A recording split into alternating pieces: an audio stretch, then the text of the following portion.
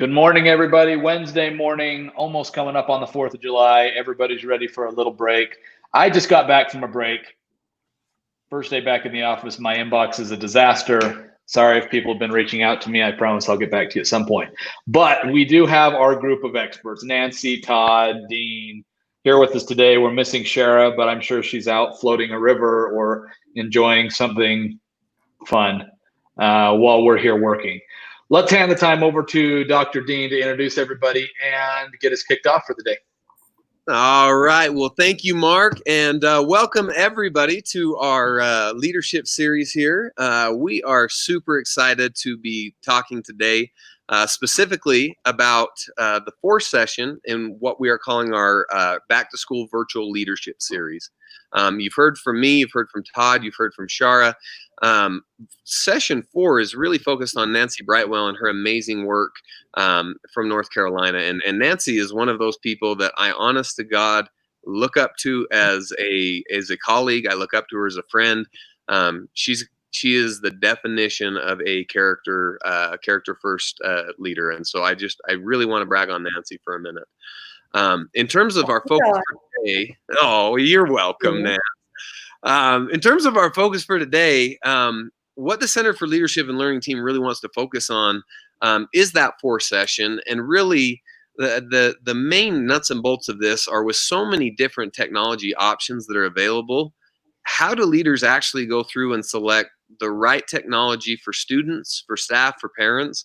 And then how do you ensure that you've got the right and the best professional development for that technology in order to get the best opportunity for your teachers and your students and your parents? And so really we want to open this up and really go through, well, what does this process look like, not in terms of selection, prioritization, and proficiency scaling, but how do we select technology? How do we train on technology? And then how do we really inspect what we expect? What are some of those feedback loops and mechanisms that we as leaders need to put in place to ensure learning across multimodal platforms? So that's kind of how this session is going to flow, and it is totally enough about me, and I get to put some people on the spot here. And with both Todd and Nancy, two of my best friends here, I can't wait to do this. So I actually want to start with Nancy today. Nancy, tell us what factors need to be considered with technology, but specifically when it relates to students, to faculty, and parents. Because I think too often in schools we pick something that we think will work for one subgroup, but we maybe forget about our other stakeholders. So can you share your insight on that, Nance? Yeah, so I think one thing as we think about technology for students, and I know that equity seems to be something that we are hyper-focused on, as we should be, as we begin to look at opportunities to close some of those equity gaps that we saw this spring. As it relates to technology, I think one thing to keep in mind is just remembering that access doesn't mean the same thing as equity. And I know we've talked a lot about that in some of our virtual sessions with other leaders. And so, it is so important to make sure that not only do students have access to digital resources and technology, but that we are differentiating how we give choice to students in terms of how they engage. Not everybody's going to be able to engage at a 9 o'clock synchronous session, but that shouldn't mean a lack of high impact instruction for all kids. So I think that's one thing I would really point to, is that we need to understand how important equity of opportunity is as much as access. As it relates to staff and faculty, my experience here in the Charlotte area with over 9,000 teachers getting into all of this technology is it was really important to honor and respect that not everybody receives that coaching and training that's needed in order for us to be proficient with delivering, different scenarios of instruction. So I think as leaders, it's really important to think about delivering it in the way that works best for each employee. And sometimes that means, being able to watch a series of short videos, and I can see it as many times as I need to and practice it, in a safe way. Sometimes it's I need a one-on-one Zoom meeting with a coach. sometimes it's removing a language barrier so that I can feel more comfortable with learning something new. So I think that was probably one of our biggest learnings as it related to technology with staff members. And for parents, again, I think it's keeping platforms simple, keeping them consistent so that if they've got kids at different schools or at different levels, we don't throw them, 5 different ways and places that they have to log in order to be able to monitor their child's progress and see events that are coming up. And so to the extent that we can streamline that and keep it simple, I think we really help our parents to be their number one advocates for their children. Well, that is spot on, Nancy, and that is something that I definitely appreciate. As I heard you talking, really our job as educators is to ensure, student learning, but in terms of ed leadership, how do we ensure adult learning? Because really, when it comes down to it, we've got to ensure that we're putting out the best team possible, the best trained team possible, and I just love everything that you said right there, Nancy. I think that's a great springboard to this next question, which I'm going to hit Todd with, because Todd, if you've ever come to one of his trainings, he's got this magical ability to make things just feel super calm, super comfortable. Hey, high trust, low fear, all day, every day with Todd. Todd, can you share with the group what approaches that you've seen that are super effective in helping to learn a new skill, but specifically when it comes to technology, and less maybe on the student side and maybe more on the educator side? What have you seen that really helps staff not only feel comfortable but confident in using new skills as it relates to technology? I think that's a good question, because initially with all of this, we have to kind of put our mind back to that mid-March mind frame. So in mid-March, we were suddenly hit with something that was different from anything we'd ever done. And so I think any great principal knows the best thing that you can do is, like you said, put people at ease, keep people calm, recognizing that, yes, we had a massive shift. At the time, we thought it was just kind of a 2-week stopgap or something. I think most places across the country were thinking this was just kind of a 2-week thing and then we'd reevaluate. And so I think in teachers' minds, they thought, okay, I can do something over the next couple of weeks. But teachers were scrambling. There was a lot of emotion in that building. In our district, we gave teachers 2 days to get their classes set up virtually and begin instruction. So Monday, teachers came in. By Wednesday, they had to start instruction. So I think recognizing the kind of keeping a pulse or temperature of what your faculty is really feeling, but then also keeping it calm, recognizing that, yes, there are some teachers in our building that took off immediately. They had their courses built in Canvas or in Google Classroom, and there were other teachers thinking, I don't even know what that is. Like, I don't even know where to start. And so it's really important and powerful to make sure that the leaders understand, just like we do with children every day, is that we identify where our teachers are at in that process and make sure we kind of individualize it for them. The other thing that I think is super important, especially in light of everything we've been through over the past couple months, is that we practice what we preach. So professional development is not something that has to wait until everyone can come back and be in a building. In fact, that's part of this virtual leadership series. We typically do leadership institutes where people are all together. There's power in that, of course. But we know that people can meet and learn great things from a distance. And I think that's something that even leaders through all of this have had to adapt to. They've had to figure out, how do I lead my teachers, and especially a district-wide, how do we provide professional experiences and learning in a way that's different from what we've always done?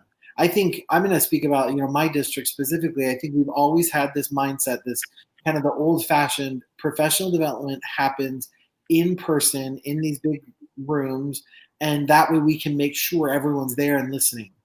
But I think in this virtual world that we live in, and it's not because of COVID, I think we've made that shift a long time ago, is that this has actually helped teachers in a lot of ways.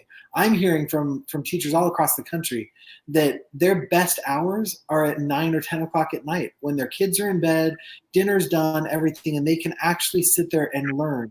And that by doing it online, they can do an hour at a time or a half hour if they have it, and have a chance to let it sink in and then go learn more. So I think recognizing that this is not all, oh no, it's just like, what are we going to do in this interim? This really can help shape leadership professional learning and instruction for the future.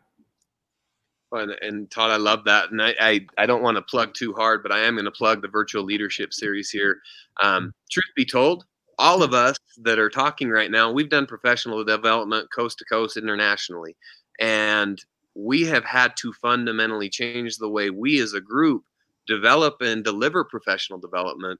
And I don't want to speak for everyone in our group, but I know for me, it's been a huge learning opportunity.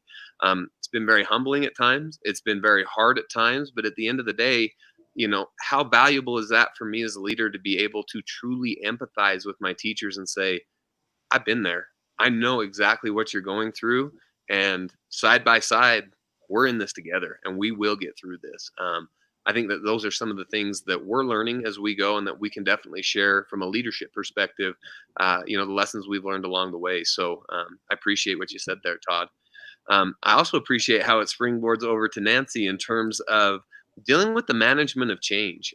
All of us have different ability levels, and I don't think any of us would ever say it's a one and done. Learning is a process.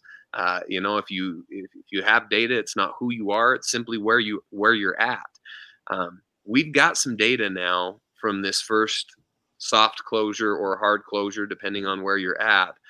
How, Nancy, do you plan to manage ability levels in terms of technology when it comes to students, staff, and parents?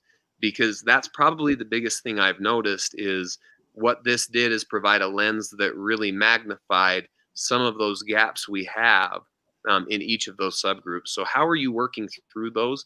What are you doing to really kind of just overcome that challenge? Mm-hmm. And there has been so much talk and really angst and worry around for K-12 educators around how do we, when we come back, how do we deal with what's now been called the COVID slide?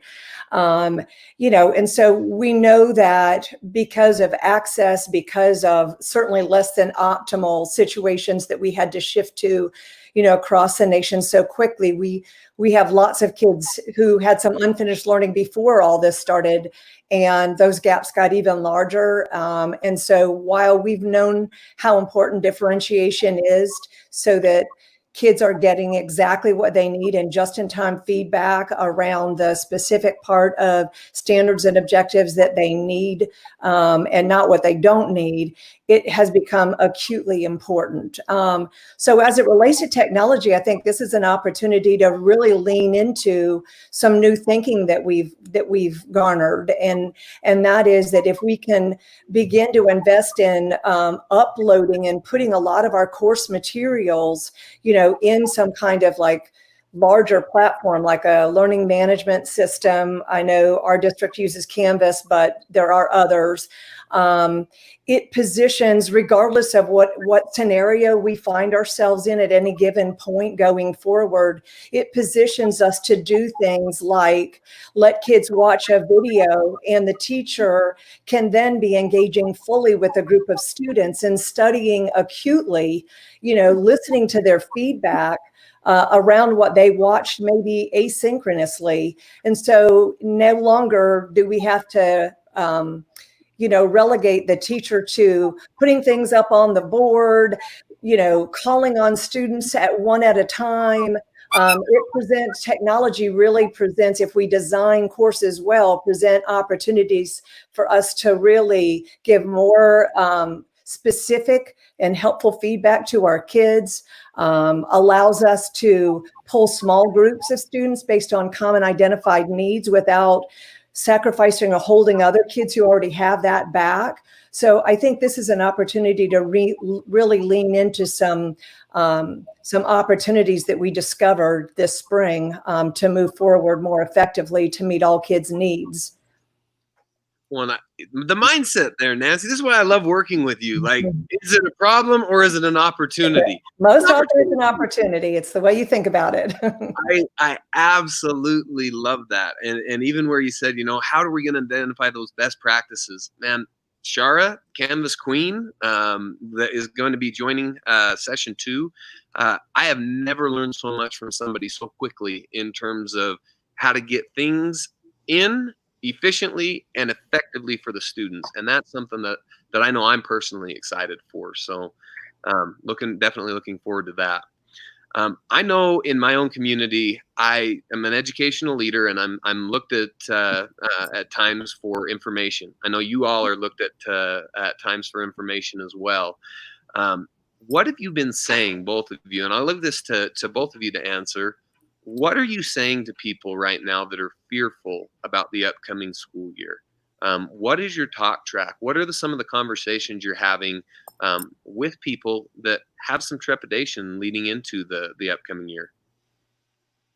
I think for me, the biggest thing is that we've got this. I think that's one thing. And I say this mostly just in the effort to calm people, is that we don't know what the future holds. Nobody does. I mean, I'm in Phoenix right now, and we're seeing this huge upswing. We don't know what school is going to look like. The governor just I think on Monday or Tuesday, announced a delay in school. Schools start pretty early here, like August 1st typically. And so they've already announced a delay in school. And so there is that whole unease of like, what is this going to look like? And so the first thing is they need to have confidence that we have examined all, multiple opening scenarios. And that is something, I hate to sit here and go on that virtual leadership series and just make this a sales session, but that's something that's woven throughout the series, is really considering all of these pieces across multiple scenarios, because we don't know how communities are going to respond to outbreaks and things. And so helping people understand that schools have considered multiple scenarios, that we have the infrastructure, we have the support, we're committed to helping our teachers. There was a comment earlier, I was trying to see, I think it's Laura. Yeah, Lara said that she's been teaching online and stuff, and she's struggling to convince other teachers that an online experience really can be a powerful, authentic learning experience. And that's something I think that we need to remind parents, that if we go virtual, recognizing that puts a burden on families that's very different from how we typically do school, but it doesn't mean that instruction has to suffer. That we are committed to teaching our teachers tools and strategies that allow instruction, good instruction, great instruction to happen with good, authentic assessment practices to drive individual learning. And I think that's something that will happen more and more, is that teachers will know how to provide interventions even from a distance.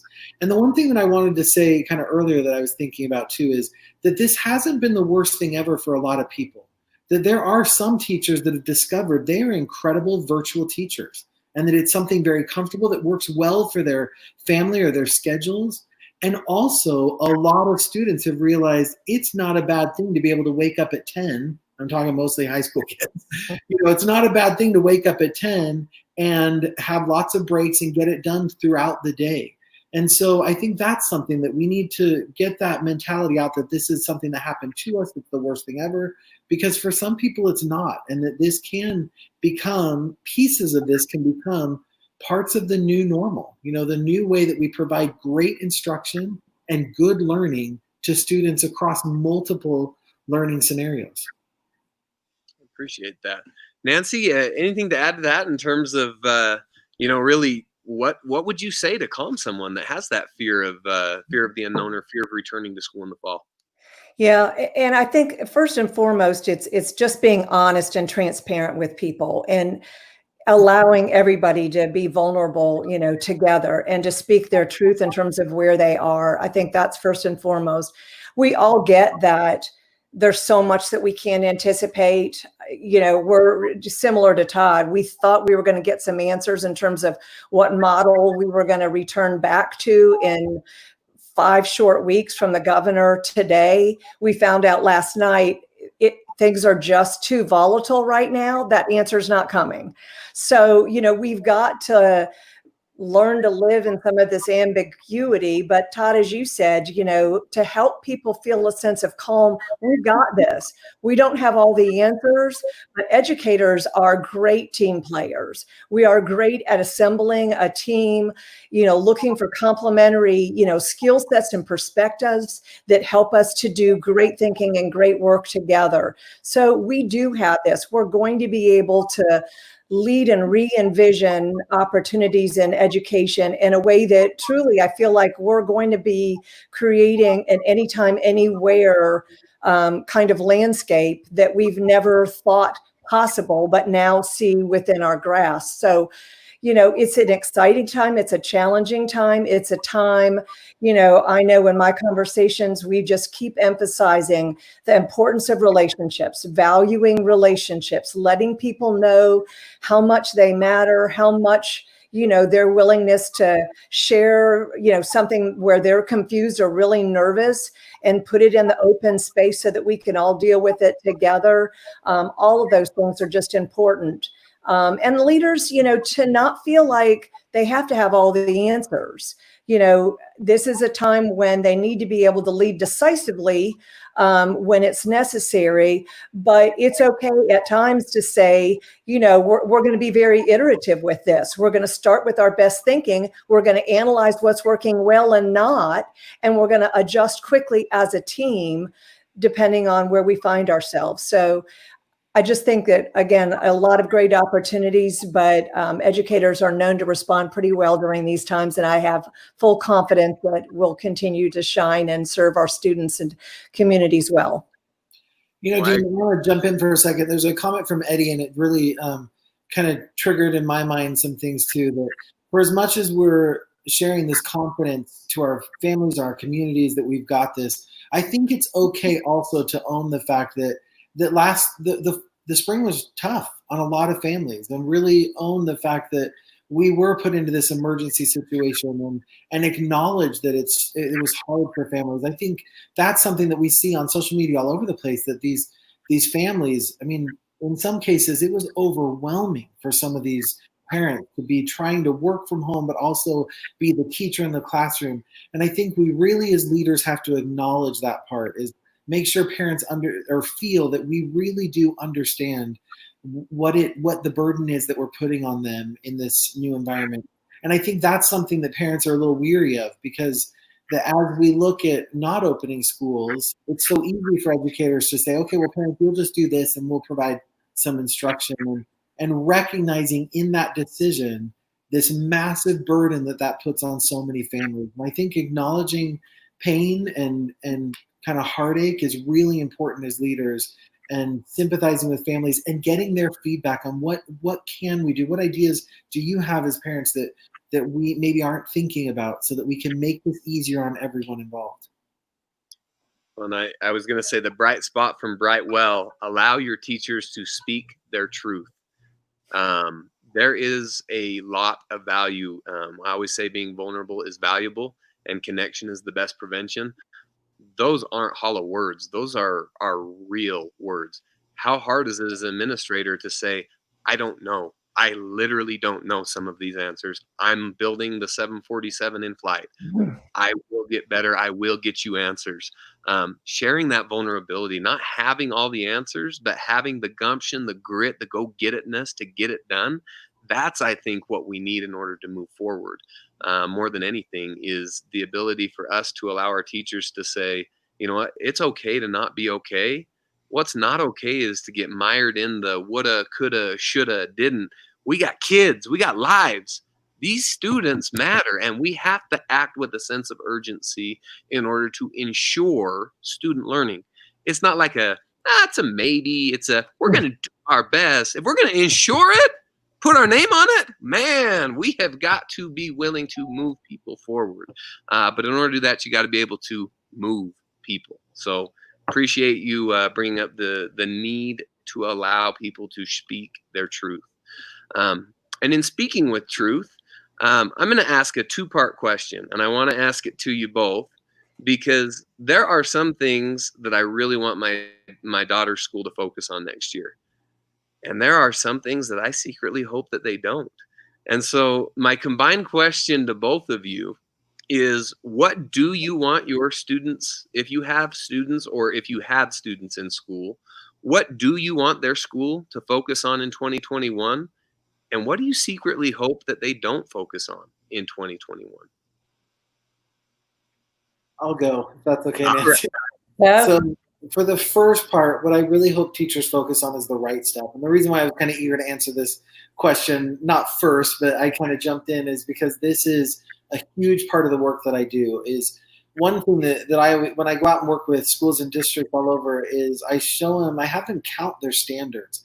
And when you look at a collection of standards, whether your Common Core or whatever your state core is, there are a ton of standards. And when you break those standards down into skills, we're talking in some cases 100 to 200 skills in your core. But as teachers really go through a process to identify like those power standards or priority standards, they start to realize that there are some things that rise to the top and other things that just aren't as important.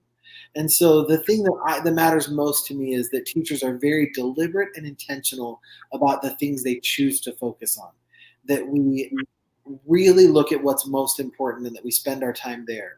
And the thing that I think that I secretly hope is just, and it's not in secret, it's some of these less effective practices that we have kids doing. You know, I'm looking at it from like this technology lens. We've now created this, at least in the schools that I'm working with, is that we've created this experience where kids can learn independently and learn good things, whether teachers are recording lessons or providing really good resources. But yet if you go back into a lot of schools back in the day, back at the old normal, was that when teachers are working with a small group of students, a lot of the work that the rest of the kids are doing tends to be a little less effective, a little more just busy work and stuff. So what I'm secretly hoping is that teachers will use some of these new strategies, use their online course to provide really good instruction, even when they're not in front of the whole class with that whole group instruction, so that they're a little more effective and identifying what pieces they're using during those kind of downtime or the less instructional time for all kids. I definitely appreciate that, Todd, and Nancy. That's a tough act to follow, but I know you've got some good insight there. He's so smart and so insightful. I know, right? What do you hope they do and don't do next year if you had students in school? Mm-hmm. I guess my mind goes first to something that I know in our district we've talked a lot about and realize how important it is. And I don't think it goes away even, once we get past all of this. And that is the importance of including social and emotional learning as a core part of essential instruction. I think that helping kids with goal setting, with self-management skills, with how to, be organized, how to stay on top of and drive their own learning. Like those are things that we have a responsibility as educators, just like those standards that Todd, mentioned for all the content areas. And I feel like, that's the foundation that we really need to build on. And I'm hoping that as we go forward, we see that as essential, included as a part of, essential learning each and every day for all of our kids, because it's going to help us to keep relationships strong. It's going to help us to ensure that all of our most vulnerable kids are being heard and understood, and that we know when they're struggling, why they're struggling, and how best to help them. And that's really, I think, an essential part of our responsibility as educators who love and care for them. So I hope that is a part of what we do. I guess what I would say I hope that we don't spend as much time on is too much emphasis on grading and numbers and things like that I don't feel like, I feel like in many cases, those are things that we've done because we've always done, and because, somebody needs to put numbers in boxes and average it all out to be able to put a letter on a report card. But really, when we think about what is a student-centered decision, what helps kids to grow the most is specific feedback that helps them to understand, as I said earlier, what part of the learning do I know? What part do I still need practice on? And how can you help me to get better so that I continue to grow? And really, when you think about that, it kind of takes even the artificial barriers of grade level content off of this. Some kids are going to enter next year and they've already got, they've been engaged in some incredible free access work all summer long, and they're going to be halfway through the required content, and we don't need to be holding those kids back. We have other kids who are having just basic need struggles, and we've got to help them to solve through and live through that and help them continue their academic learning in the way that works for them. So I really hope that we lean into using rubrics and specific feedback and less numeric grades. I love that. I absolutely love that. Because I want to answer the same question. I feel like there's value in it here, and I also want to just acknowledge what Laura Harst has said here on the comments. Speaking truth and admitting not knowing works fine in secondary education, where teachers know they have jobs. It does not work in higher ed where faculty are being laid off every day. I totally acknowledge and accept that. I'm a vice president of a college, and for me, we just went through a huge exercise of budget reduction and the realities of having to be agile, iterate, readapt, reevaluate what's working, what's not. It is a reality for higher ed, and it's a reality for K-12 as well.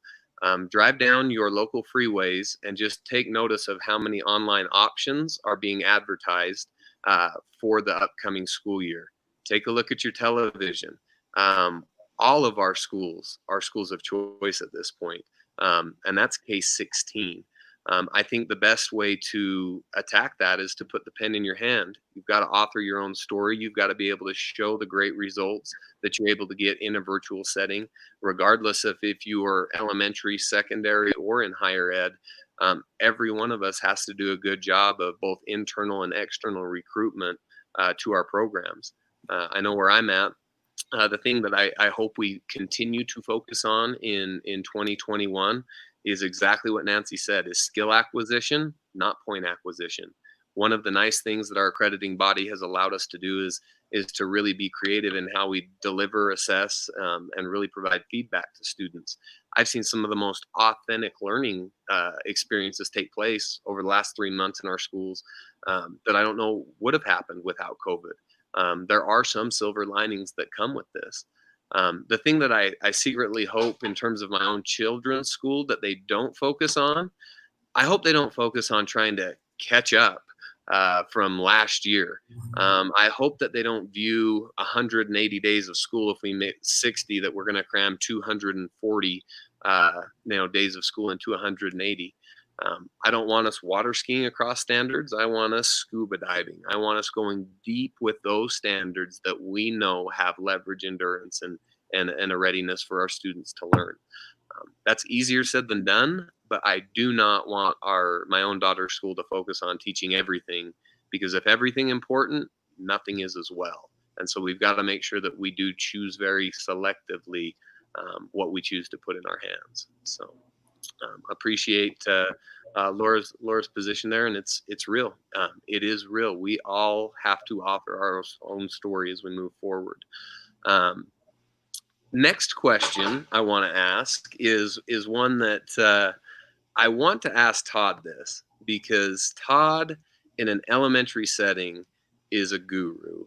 One of the things I know a lot of people have trepidation on are, how is Canvas going to be accessible for early childhood? What are we going to do in order to get some of those earlier grades more confidence and competence within the tool? What are some of the strategies you've seen work, Todd, especially where a lot of your work is in relation to the elementary setting? So I think it's always funny when you hear that, because there's always this fear that young kids can't do it. But yet I'll go to the grocery store and see a little kid in the cart, like a 3-year-old on their parents' iPhone, just finding everything they need to find, And so I think we have to get out of this mindset that kids can't.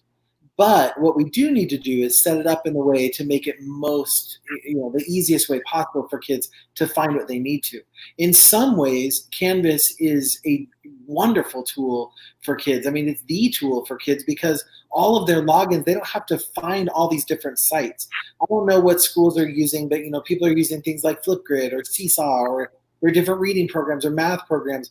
All of that can be housed right within one source, which is Canvas or whatever LMS you're using. And so I think this idea that, I don't know, it's going to be too hard for kids. Part of that is what Shara teaches in session 2 is really about how do we streamline that homepage to make it most meaningful, where kids know how they can communicate with the teacher, they know where to find everything, all of those pieces. But like I said, having everything housed with this within Canvas so they can find all of the pieces of their lesson right there makes it way easier for kids. And to be honest, way easier for parents because they don't have to go and help their kids sign into every assignment. So for example, a lot of classes, even in our own schools, we're using like Google Classroom. So I had a link to their sign on for, whatever reading program they're using or math. But then the kids did need some help logging in because they'd have to enter their login or whatever. And that's something that I think if teachers or administrators spend some time looking at those options within Canvas, that I think they'll find that it is a great tool for even the youngest students. And especially what I always say is if your high school kids are familiar using it and your middle school kids, we're better off as a system providing one platform for students to access learning. It's easier for parents. It's less frustration trying to figure out this versus that and everything. So I think there's a lot of reasons, and I'm not trying to sell Canvas. I'm just saying that there are a lot of reasons why having a systematic LMS throughout K all the way through 12 or 16 makes a lot of sense and makes it easier for students. And I totally agree. And I think, from a parent's perspective, it sure as heck beats nothing. It sure as heck is nice to have one ecosystem where I can go to because, the reality is what was the LMS before for my own daughters that are in 3rd grade? It was whatever scope and sequence the teacher was following, and I got some information on Mastery Connect from their assessments. In reality, that's what a lot of the LMS of the elementary was. I'm excited to see the move and the shift towards a truly portable type classroom. So I appreciate that very much, Todd.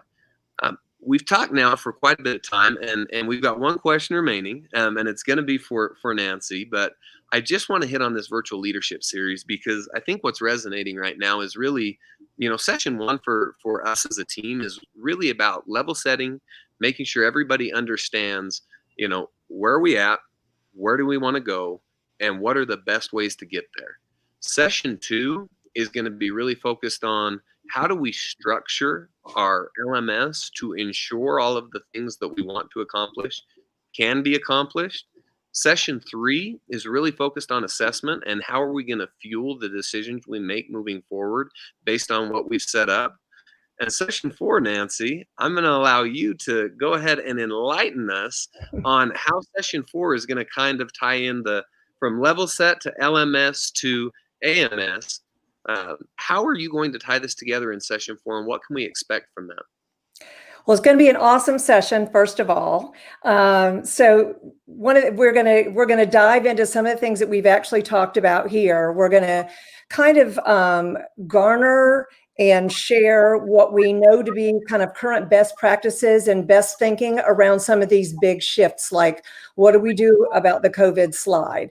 How do we ensure that we maintain a strong school culture if everybody's not in the same building at the same time when we return, or we're not there all year long? How do we create portable instructional systems that ensure a streamlined experience for students and parents? So we're going to really be diving into and sharing what some of the current research and best practices and best thinking are around some of these big shifts. And then we're really going to be spending a good bit of time in collaborative small groups as well as in whole groups, actually just jumping into our planning template and beginning to pick off 1 or 2 key priorities and think through all of the elements that a leader will need to be thinking through from, what are the specific sequenced high priority action steps? What do I need to be thinking about in terms of barriers? How am I going to communicate those action steps?